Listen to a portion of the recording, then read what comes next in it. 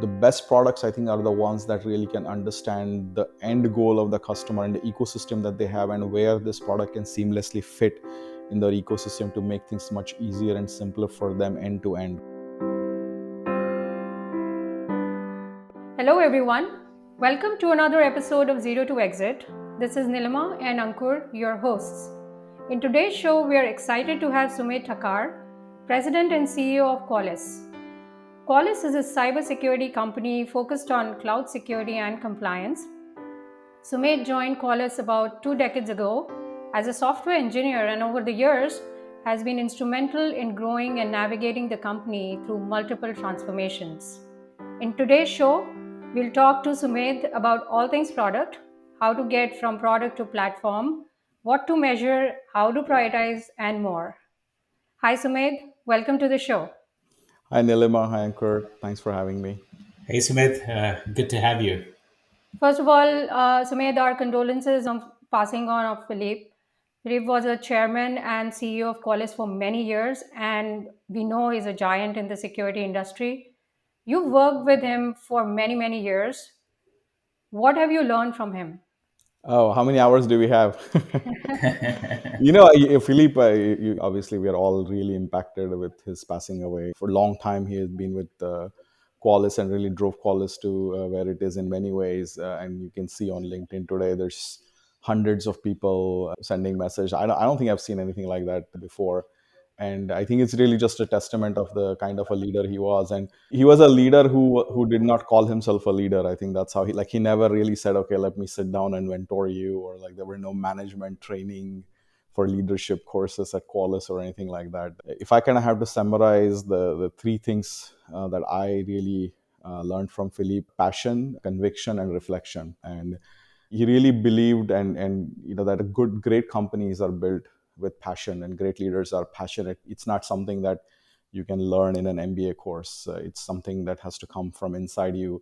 You have to have the passion for something, really believe in that. The second part of it was he had this conviction about things, right? Whether it was what is right, what is wrong, what needs to be done. And his passion combined with that conviction, he would really push to do things that he really believed in, and he really believed that you should try to do everything that you can do. Now, when you have conviction, sometimes you may be wrong, and that was the third part of it, which was just the reflection. So you have a lot of people who will not admit that they were wrong, and Philip was very open to saying, oh wow, I didn't see that coming, or I shouldn't have done that. And that really helped as somebody who was looking up to him to understand that you really take your passion, you have a conviction about the way you want to go, you move forward in that direction, and then if you make a mistake, you admit it and you correct it and you move forward. It was that simple. We all learned from Philippe.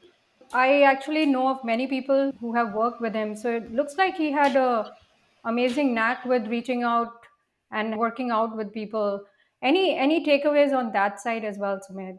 Yeah, it goes back to that. If you have a passion for something, how do you take people along with you to that goal, and the maximum number of people you can touch? And Philip was very much like that. He would reach out, talk to anybody, even if they were in a different, if they're a competitor, he didn't believe in what the approach that they were taking, or whatever it was didn't matter to him. He will have a conversation. And so I think that's really how he just came to be that person that everybody knew, because Philip was up there talking to everybody, talking about what he really believed in. And I think that's really where I see so many people, he has had impact on their lives. And I think that's what a lot of people, I think that success is like, how many people do you touch that they are inspired and do better because of you. And Philip was really good at that.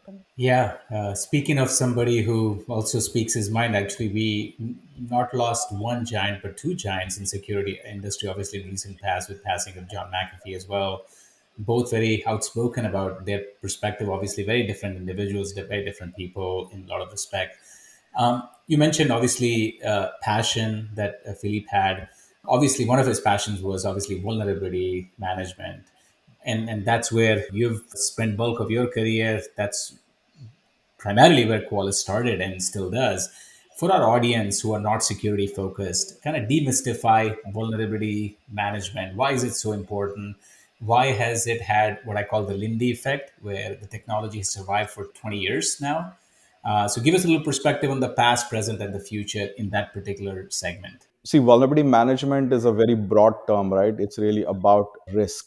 And in the very conventional way that vulnerability management is used in the industry, it's about software vulnerabilities, right? So the idea that you have a lot of software installed on your devices, and if that software has a bug that can be exploited by attackers, they can basically get to your system. And that's risk. That's about what is the risk to your device. And I really believe that the term vulnerability is very broad term as it applies to cybersecurity, because it may not be a software bug that may cause an issue. It may be a misconfiguration of your system where you may not have a software that has a bug, but you've left your C drive completely open for anybody to read and write.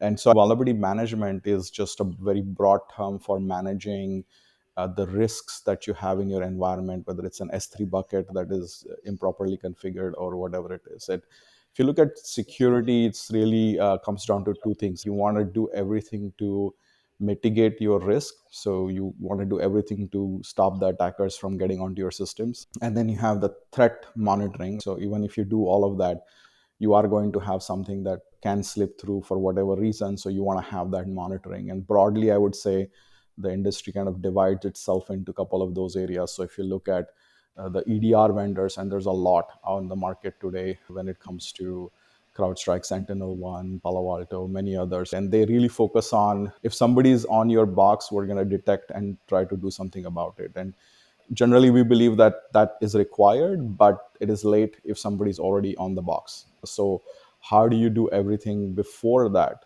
to ensure that you have fixed and protected yourself from any risk that might be on your system? And that's really where vulnerability management plays a big role, is trying to do everything to mitigate that risk. So it's like wash your hands, or you can focus on or taking antibiotics after you're infected. So we should always try to do everything to protect yourself so you don't get the infection in the first place. And then at the broader sense, that's really where vulnerability management fits.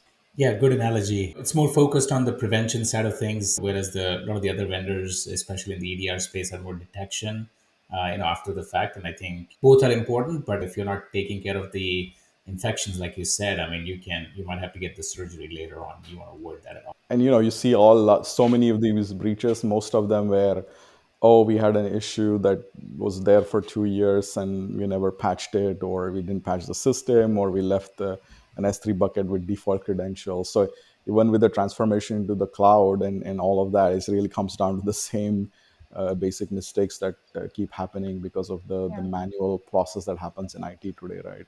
And really, as an industry, we should really do everything we can to minimize that and protect against that first. The next question I had was obviously, your own journey at Qualys from where you started to now where you are, obviously, having the top role. And it's a very broad questions. You can start wherever you want, but as you help transition Qualys, the product, the single feature, single product company to multi-product and a platform, something that you're super passionate about it. Walk us through that journey, sort of how you were thinking about it over time, and in that process, talk about your core product building principles. It's been like 18 something years. I don't recall how long.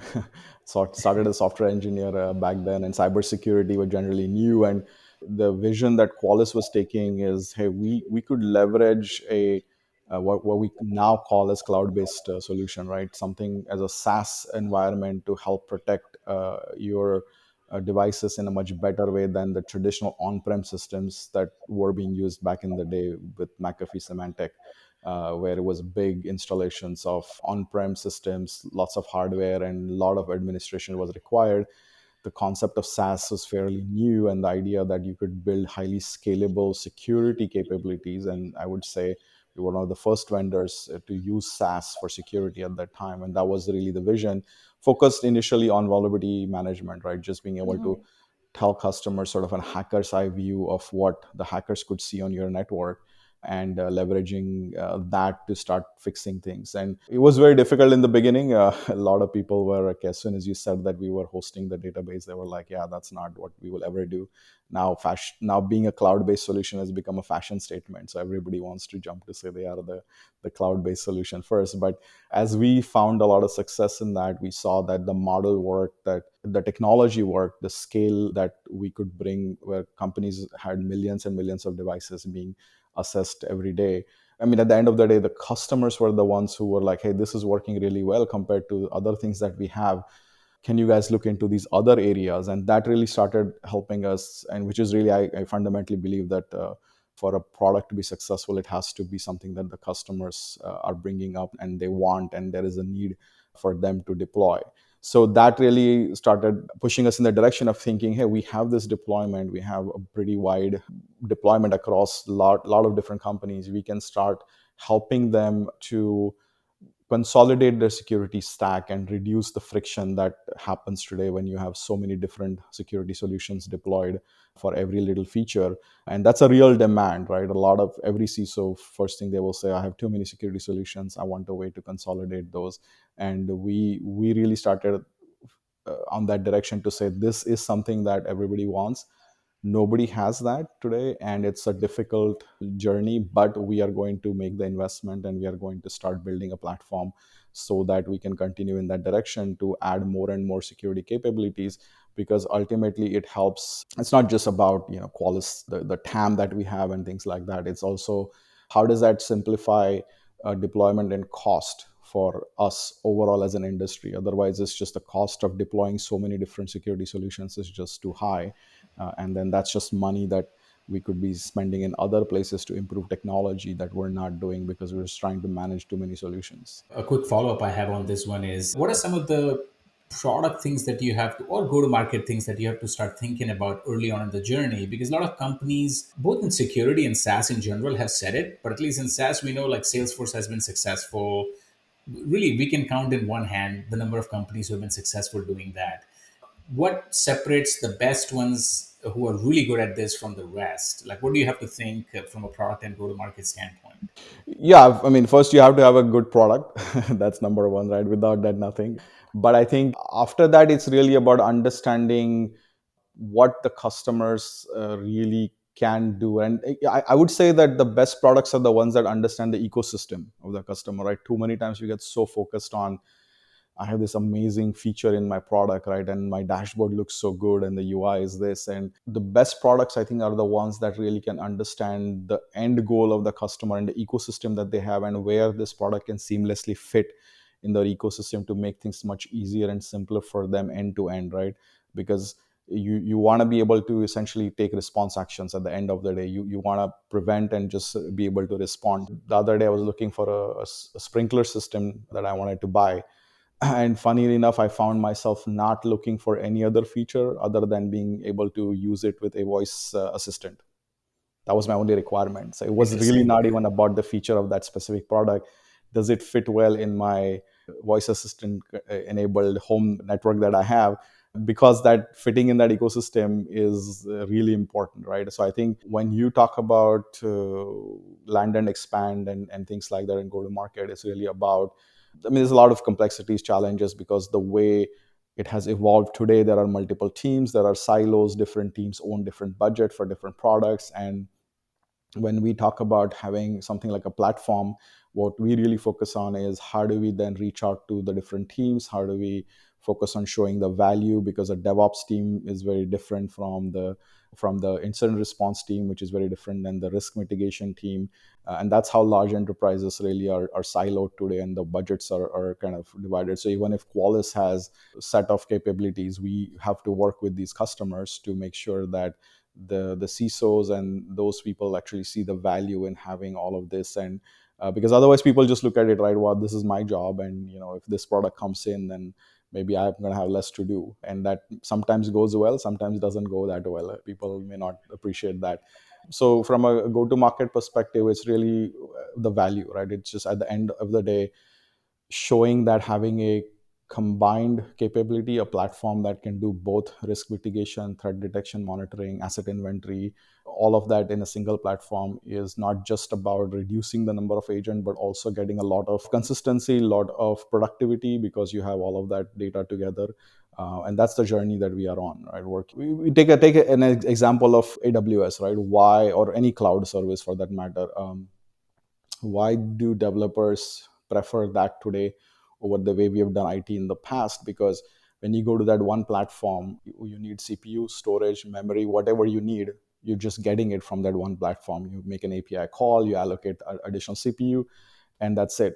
And it's very easy versus how we were doing it in the past is you had to go to a storage vendor separately, negotiate with them. You had to go to the hardware vendor separately, negotiate with them, and it was a lot of work, and you had to buy big quantities, and it was just a very different model. And cloud really changed that, and it's become a lot more simplified in that sense. You don't have to go and do that anymore. Unfortunately, for security, it's still very much like that, where you have to go to 30 different vendors, buy individual solutions, put a lot of developers to make it all work together with a SIM solution.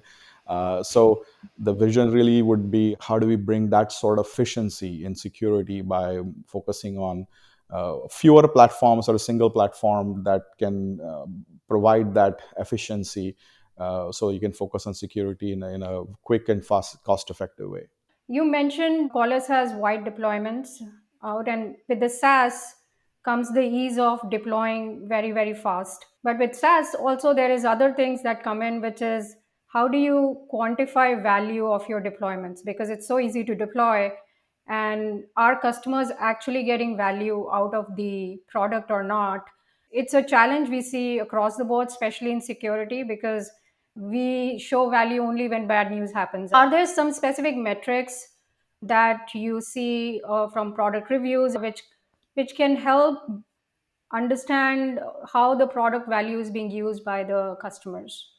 That's that's the eternal question for security, right? It's like car insurance, right? It's hard to show the value of that till something happens, right? But what the insurance companies do is, like, they will give you the best premiums when you have all the right protection capability in place to reduce and minimize the potential of something like that happening, right? And I think that's really where I would say that security solutions sit today. Is there's no sort of way to quantify that in that sense, but the way you can really look at that is, am I getting the full visibility of everything that I have? Am I actually able to cover everything? Am I looking at fixing all the things that I need to fix that add create risk to my environment? So what used to be very audit based approach in the past, where we would assess our network once a quarter, once a month, I think the value from the security and the largely deployed SaaS solutions, I would say, comes from being real time, near real time, where now you are able to really make sure that, okay, if something a new exploit has come out or a new malware has come out, you know that you have the right tools and the right checking in place immediately, and not having to wait for days or weeks before you can start to see the visibility. And I think that's where the move towards why all security solutions are now moving to SaaS is, because having a SaaS sort of an environment helps you deploy much faster, helps you scale much faster. So inherently, it provides you more real time, more up to date visibility, more ability to take response actions quickly. But otherwise, the security, it's just like the insurance. It's hard to quantify in any quantifiable way to say, you are at 100% security level, right? That is unfortunately not the case. So I have a follow up here. Speaking of value being one of the matrix you want to measure, I want to go a little bit deeper into your product reviews. I don't know about Qualys, but the product reviews at Palo Alto are brutal. I'm assuming something similar. You've been a CPO forever. What are you measuring? What do those reviews look like typically? And you can talk about general your notions about things that you measure. Business metrics are obviously pretty clear, but like what other leading and lagging indicators are you looking at to assess products health? Yeah, I think the advantage of sort of SaaS platforms is you have the general visibility in fairly near real time on usage metrics, on how customers are they ramping up, ramping down. Your support cases are generally an indication. Your incidences that you see across the platform are indications of what's going on with your product, what's your platform. So in many ways, SaaS products, that is very interesting because you have that telemetry that you can really measure to see how the platform is doing, how the product is doing, what is the customer sentiment in terms of support cases. Sometimes is a fairly good metric of that, which is again very different for on-prem products, where once you give the software, then it's the customer is doing everything, and you don't really have that kind of a visibility. So you want to make sure that your product deployment and usage continues to go in the upward direction, right? That's really the best measure at the end of the day, to say, are more people deploying more solutions, more agents, more modules being used to protect them from different attacks and things like that. So without overcomplicating that, I think that's at the end of the day is a very good indicator that product is being deployed well and people are happy with that. What is a good mental model to prioritize in that scenario? Is there a good criteria to prioritize there?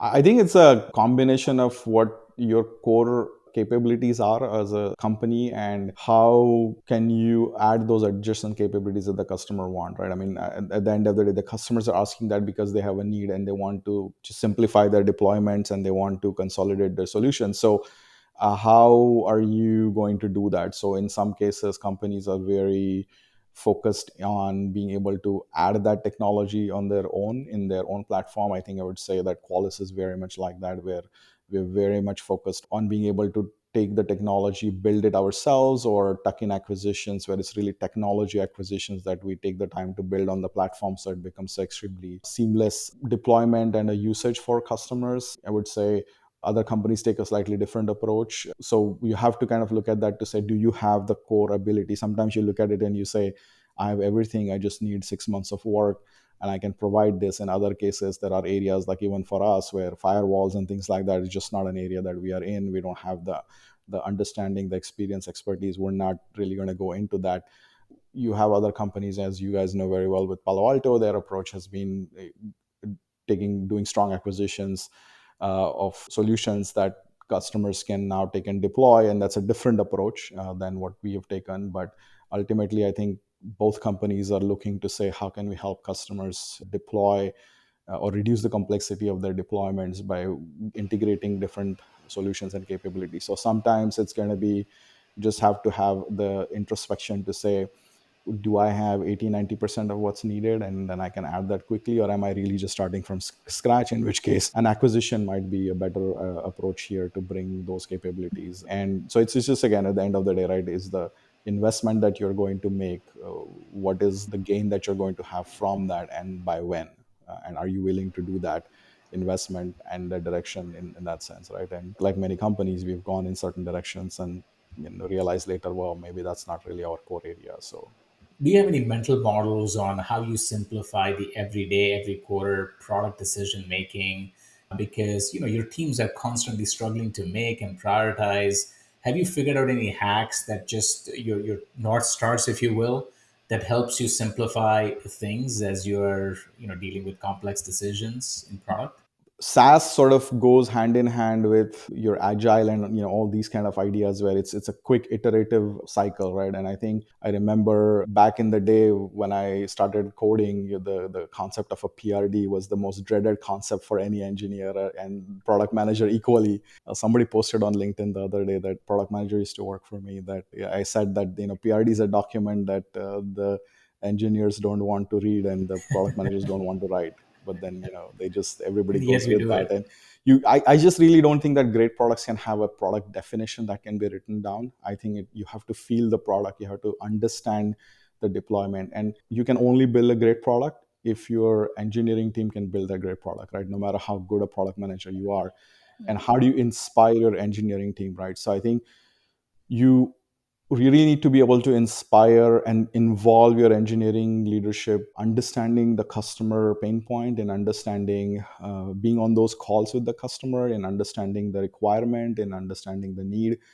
And that's when they're going to build something. They are inspired to do quick POCs when they hear an issue. They want to get something out, see, test it out if that works, and then build upon that. If the model is what we used to have in the past, and which is sort of really at the end of the day, the big difference between the waterfall and the agile is not all this time box and sprint and all the things that they made you do with holding the ball when you can talk and stuff like that. It was really about, can you iterate quickly with your engineering team on a problem, come up with a POC, a version 1, version 2 every couple months, and keep getting better, versus the model of somebody from product management goes into a room for 3 months and writes a 700-page document defining every little comma that needs to be in the product, and then hands it over. And then the engineering team will take a year to develop that product, and then you come out and you're like, whoa, okay, that's not exactly what the customer really wanted. When you look at products and what you should work on and prioritizing, that is always first is understanding from the customer, boiling it down, getting your engineering team involved, getting them inspired, boiling it down to a quick MVP, getting it out to the customer. Their feedback and their enthusiasm really gives you that impetus of like, hey, this is, we're doing something right here, right? Like, we should iterate on the next version of it, and come up with something better. So that way you don't get into this mode where you spend significant amount of time to realize that, well, actually this is not something that anybody wanted at the end of the day, right? So you can pretty quickly make that decision to say, we think it's a good idea, the customer wants it, let's put something together. And then they may say, yeah, this is not going to work, and then you're like, yeah, maybe we don't need to spend more time on that, right? And that happens all the time. You need to be able to do that. So there's no magic, like nobody really knows for sure, right? That I cannot say this product manager or me or whoever knows for sure that this is exactly what the customers want. It's about leveraging the SaaS model and that ability to iterate quickly to get a good product in front of the customer. I have a scenario for you based on what you said about the product engineering dynamics. You have a scrum team where the product guy or gal says, engineers go build this. And engineers are like, yeah, just tell me exactly, spell it out for me. I'll go build it. Another scrum team where the engineers are like, just give me just general high level idea on what you want to get built and then just back off. Like I'll build it for you, it'll be amazing, etc. Which scrum team is likely to succeed better in the long term? I would say the second one. I think the first one you probably want to recommend that engineering people to the competition, as Philip used to say, because if an engineer doesn't want to get involved in really understanding, you take any of the products like Uber or whatever it is, right? Like if you don't feel it as an engineer, you don't understand how you will use it, you're just not going to be able to build a great product, right? And I would say that you're very much more likely to succeed when the engineering heads are really as curious and as enthusiastic about the product as the product leadership is, and want to actually understand and want to build something. Now, just over the period of time, there are inherent challenges in that model also as well, right? Which is when you don't have everything defined, you are going to go make a few mistakes or do something that was not quite defined, and you went in one direction when it should have been another direction. But uh, the way I look at that is that's sort of built into the model. So it's like, you take 10 steps and then you have to take two back, but then you're still 8 steps ahead. Versus in the other model, you're just waiting and waiting for somebody to give you everything before you even take the first step, right? So I think that iteration and that ability to move fast, even though sometimes you have to take 2 steps back, I think that still at the end of the day you come out much more ahead than in any other way. How many times, by the way, I'm just curious, in a quarter, do you have to break the time between the product and engineering people where, okay, we got to get Sumedh involved in his buying? Is it a once a quarter type of thing, or this is like your day and week kind of thing? Yeah, my general response always is ask the customer, right? Why are you spending time arguing with each other? Neither one of you is going to pay for the product. So ask the people who are actually going to pay for it, and let them figure it out, right? Of course, I am very passionate. I have certain thoughts on how things should be, and sometimes my team likes that, sometimes they don't. But I'm very much of a I like on demand type of person. I don't do schedule one-on-ones, because then I feel like you're sort of creating this artificial, like, I will talk to you once a month and then you will come up with something to tell me what you have been doing, so that then I can tell you if you're doing good or not. Like, maybe I need to talk to you every day, so you could just ask me, or maybe I don't need to talk to you for 3 months because you're just doing so great at what you're doing, right? Like, I don't need to come and tell you anything. So in general, like, if there is a something like that, it's not a schedule thing. People just ping me on Teams and then throw chairs quickly and figure it out. And most of the time it's really just, hey, let's just send this customer a couple screenshots and then figure out what they want. I quite agree. I believe scheduling kills creativity and also collaboration. Yeah, Okay. absolutely. So now we'll switch a little bit to stock market. So as a public traded company, your shareholders expect growth year over year, and we are seeing startups raise monster rounds. I mean, never seen before kind of rounds, and public traded companies are raising debt to keep up. Whereas we've seen Qualys has taken a very, very deliberate approach to growth. Can you walk us through your thinking on how you see the company go through the next phase of growth? So I will say that there's different approaches, right? And it's about what the VCs think. And when you look at the startups more specifically, it's about what they think that investment is going to be. Maybe because they're seeing the bigger companies acquire these at high multiples or valuations. So they say, yeah, even if I'm putting a lot of money right now, I'm pretty sure it's going to be something that I'll get the returns. I mean, for them, it's not necessarily about the technology or anything. It's like, do they see the returns that are going in, right? So look, at the end of the day, what it comes down to for when you talk about the stock market versus the VCs, right, is who's building a more sustainable long-term business, right? Like, is this something that's going to be a flash in the pan where suddenly you spend a huge amount of money in sales teams and growing sales very fast is to get that quick bump in the stock, and then after that you don't have a sustainable business that will continue to keep growing. If you look at Amazon, they've done a great job of continuing to grow their business in different areas and build something like that. So companies, when they are breaking debt or whatever it is to build that, if if they feel and their investors feel that this is something that they can actually convert into something where they will get value for their investment, I think that's great. So that's one way of doing it. Qualys has done it different ways. So there are companies that are very focused on creating that sustainable longer term growth, investing in a more prudent way, not necessarily just throwing money for the sales side of the house as some companies do. So again, I'm not saying more specifically about Qualys in general, the different types of companies that do things in a certain way, right? And I think it goes with that everything we've talked about so far, right? How do you build something that's sustainable and iterative, and you be a little agile at coming up with a new idea and building something and then taking it to customers, and if that is actually working, then you can now put more investment and grow your TAM and take it that way? Or do you go after the next flashy thing because maybe they got some other company got a lot of investment in that, right? And you have to make a judgment on whether you want to go in that area. Is it something that you can actually, it's not just about building the product, right? It's also, is this an area that you can sell the product once you build it, right? Do you have the right people, the right go to market, the right customers that are aligned with it? So all of those factors go into that thought process. But I think it's just the focus on building long-term sustainable business is what certain companies focus on, and I think that's I commend that. Yeah, it is commendable indeed. It requires a lot of discipline, self belief, thinking about long term. Any thoughts on companies that are just over rotating, hiring sales on their way to growth? Sort of invest ahead of the market opportunity in some cases.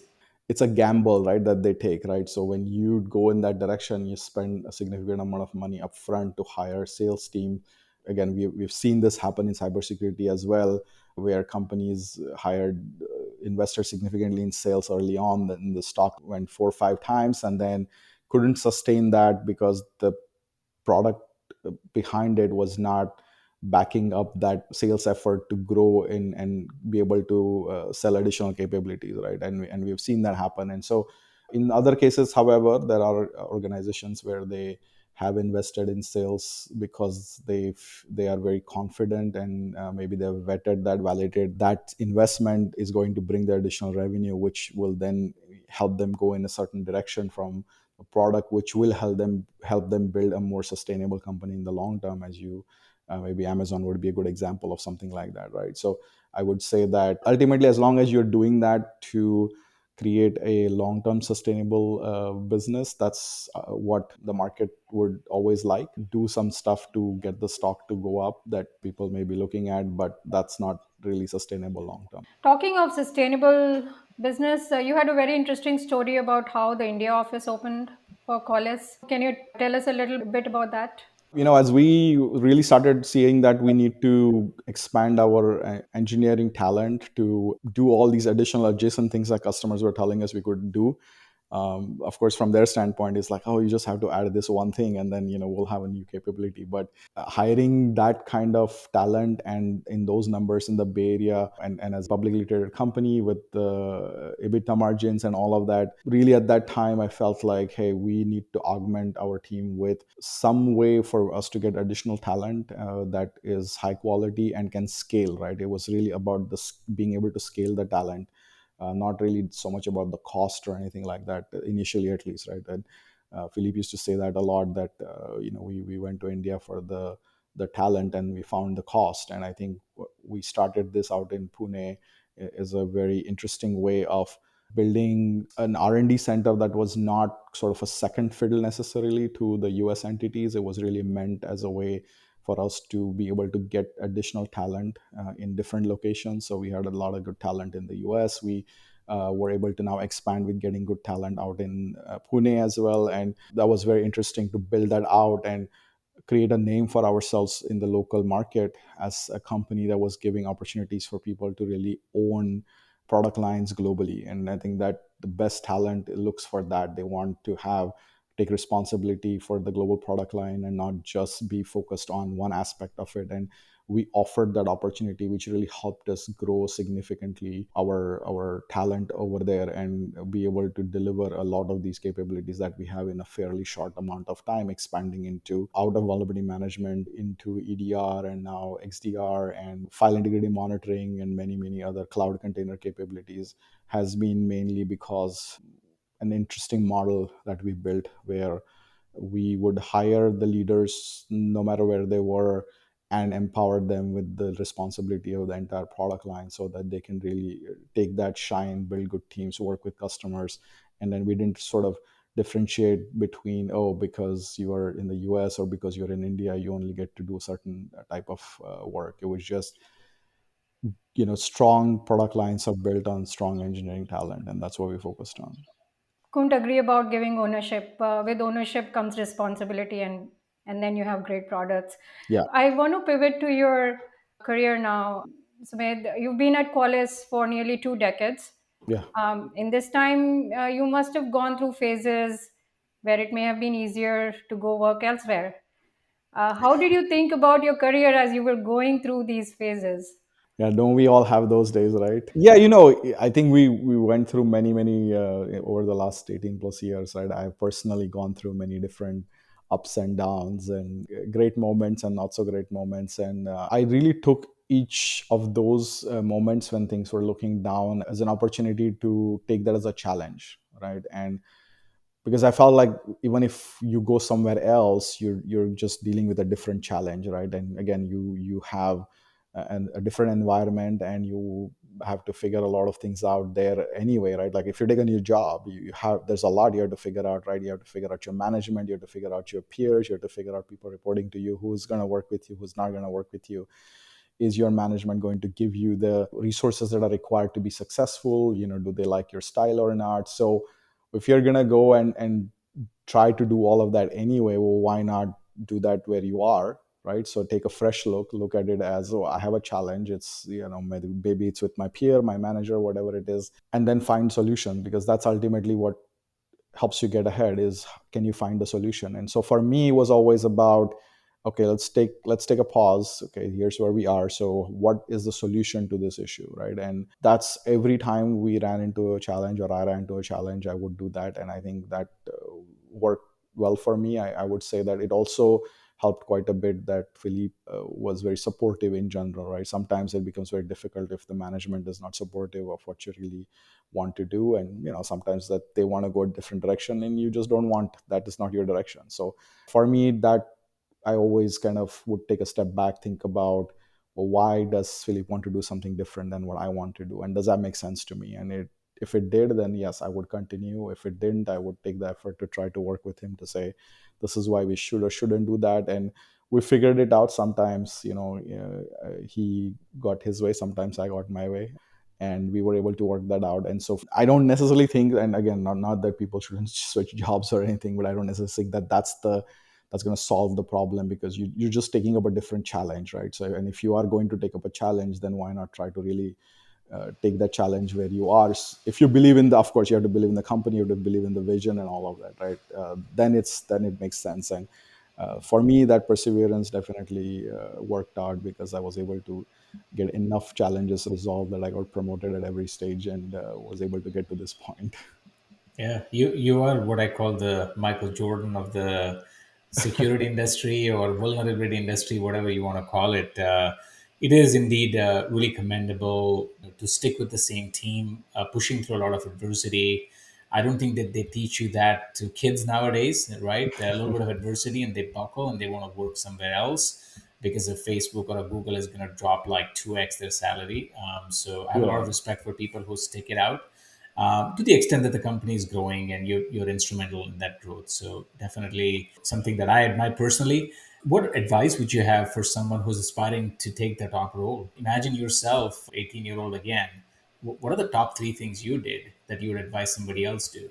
Gosh, I've been getting this quite a bit in the last few days, and people are like, "Oh, you're successful because now you're CEO," and I just I don't necessarily look at it like that. I don't feel it like that, because I feel like there were times when I felt so successful because one of the algorithms I was trying to write really worked out well as an engineer, and there are other times when you're in a different position and you don't feel as successful. So feeling successful is a factor of your own goal.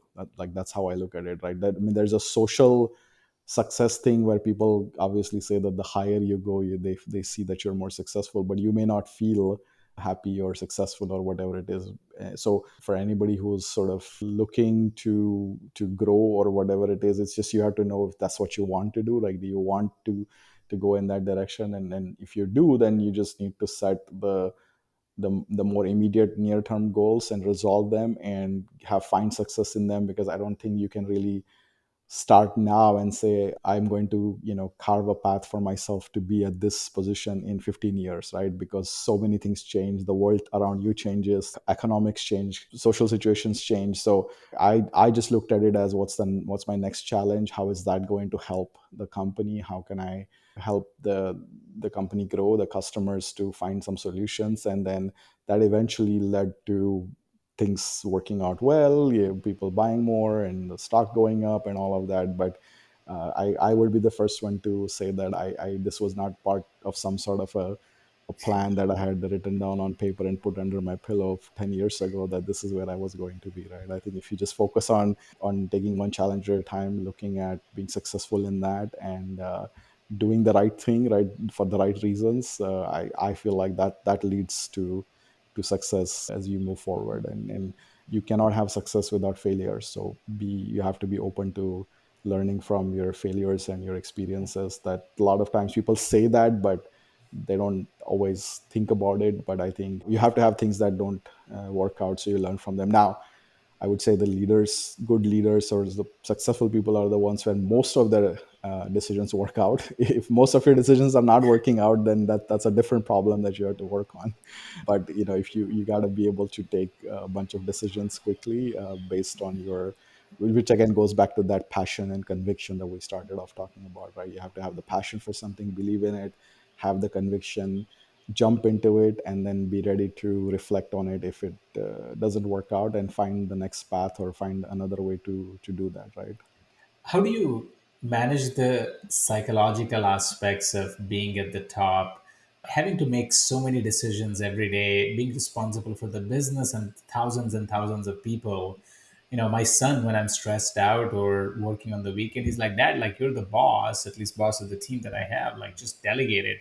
I said, you don't understand. The higher up you go, the worse it gets, actually. So how do you manage the psychology of just having to do this day in and day out? I don't think anybody's really perfect at that, but in general, stress is a factor of your worry about the future of what you don't know, right? That's basically what it is. Like, why are you stressed? Because something is you think is going to happen that is not going to be good, right? And I think we all can agree that we really don't know what the future holds, even tomorrow, right? I think that the best way for me to manage is you make the best decision today with whatever information that you have, and not try to spend too much time speculating what could happen in the future. I mean, how many times has that happened in life? not just about work, that you're so worried about something and then it doesn't end up happening. And then you're like, oh man, I just spent so much time and stress and wasted my weekend and all of that worrying about this. And I didn't think of this other thing that actually, because of that, this is not true or not possible. And I just went in a completely wrong direction or tangent, right? So I think the more you can not worry about what could go wrong or have a way to know how you would address that if it does, you're going to feel a lot more at ease and a lot more at clear thinking and making decisions. And so that's what I try to do, right? I think the end of the day, whether you're engineer, director, CEO, whatever it is, we all have the same amount of hours in a day, right? So it's still 24 hours, and we're all working just as hard. It's just the different jobs have different areas of focus and responsibilities and decision making. And the more you can plan for the future but not worry about it, what has not happened, by thinking too much about what could go wrong, I think the less stressed you are going to be and the more clear vision you're going to have, and that's going to help your decision making process. So that's my opinion, at least. Yeah, well said. Having that perspective is the most critical thing. Yeah. And also the Zen like philosophy thinking, which I think Sumit you follow. It So looks like it comes naturally to him. very very Yeah, it's a lot great of answers. thinking, right? Self-reflection, and you're looking at like, why did I worry about that thing so much? And then you're like, well, maybe Yeah. if I stop worrying about things for that have not happened, given that things don't always happen the way you think that they will be, Eh, that helps to think. yeah. And I'll switch in Hindi here. Karm karo, phal ki chinta mat karo. It Yeah, will that's come that's together. true, because you Yeah, don't know what fall you're going to get in the future. absolutely. And this is my last question before we go into the rapid fire with Ankur. The rate of change continues to accelerate in our industry. As a leader, how do you make sure you are on top of the latest innovations and tech trends? Because as you said, it's being customer led on the product side is so important. But then you are also going towards the top, so time is scarce. How do you balance both? You cannot do it alone, right? You cannot be successful alone. You have to surround yourself with people who are experts in it and know more than you. Like, it's number one thing, right? Don't I there are way many more people at Qualys that understand the security aspects of things much better than I do, and that's really the key for success. Is you have the experts, you're the people who see it, and they can collaborate with you, work with you to say what's the direction that we should take so that we can stay ahead of it, and you can trust them. And I think that's how building a great team is really most important to success than anything else, I would say. Is like, because you can never do it alone. You have to have a great team that is going to take you to success. And I think staying on top of industry trends and stuff like that is that these are the experts that are part of your team, that are they are the ones who you work with what you see, what they see, work with each other, collaborate, and then make sure if that's the direction that you feel you want to go, then are you ready to make the investment and then go for it. One thing that's constant is change, right? We 5 years ago we didn't really need no containers, right? And now suddenly here we are. And at that time we felt like firewalls were the best thing, and then now we're container security is the best thing and whatever, right? So I think in 5 years you're going to have some new technology that we haven't really thought about today, and now we're going to have to rush to secure it, right? So how do you make sure that you know that that's going to happen? So how can you build a platform or build a solution that can address that fairly quickly, right? And I think that's what it comes down to when I was saying earlier, at the end of the day, no matter what modern next technology you have, it still is coming down to, oh, I put that bucket out there with default credentials. Well, that's what we were doing 50 years ago when we put a server on the internet or whatever it is, right? So some things are not, no matter what new technology will come, the basics of risk assessment, risk mitigation are going to stay the same. And people just want to know that before the bad guys do, right? I think that's what the focus of this is going, in my mind, needs to be, really. So that brings us to the last and the final segment of the show called Rapid Fire. I've got some simple questions, five of them, short answers, long answers, whatever you prefer. All right. You ready for this? Let's do it. All right. So, since you're a product guy, I'm going to start with an easy one. Your favorite SaaS product, B2B or B2C? I would say Salesforce. This is a little bit harder, but let's give it a try. So let's say you're appointed the general GM for the Google Workspace business, the G Suite business, and your goal is to gain significant market share from Microsoft. You got to take it away from Microsoft. What's the number one product or the go to market bet you're making to make that happen? I would really focus on understanding enterprises and having the go-to-market team understand how an enterprise functions versus more of a beta product. That's I feel like today a lot of people get that feeling that G Suite products still seem like a beta, and that's what I think Microsoft is Yeah, is probably doing better because they yeah. understand the enterprises and how they buy and deploy and work better.